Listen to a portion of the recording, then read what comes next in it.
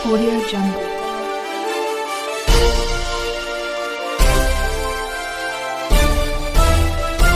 Audio Jungle. सर्वांना नमस्कार.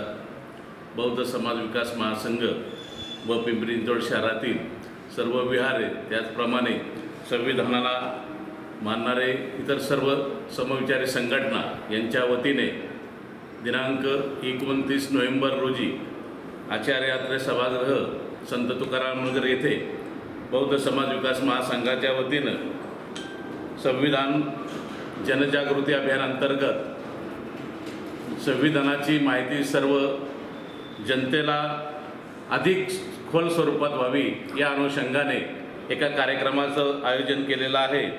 आणि या कार्यक्रमाच्या आयोजनामध्ये किंवा या परिसंवादामध्ये जे काही प्रमुख मुद्दे असणार आहे यामध्ये संविधान म्हणजे नक्की काय, संविधान कोणाच्या योगदानातून तयार झाले, संविधान निर्मितीत विश्वरत्न डॉक्टर बाबासाहेब आंबेडकर यांचे योगदान, प्रत्येक भारतीय नागरिकाला संविधानाने दिलेले अधिकार आणि अपेक्षित कर्तव्य, मताधिकार, संविधानात मार्गदर्शक तत्त्वे, सदृढ लोकशाही, संविधान रक्षणात प्रत्येक नागरिकाची सक्रिय भूमिका या व अशा प्रश्नांची उत्तरे मिळवण्यासाठी हे विशेष संवाद सत्र या ठिकाणी आपण आयोजित केलेले आहे.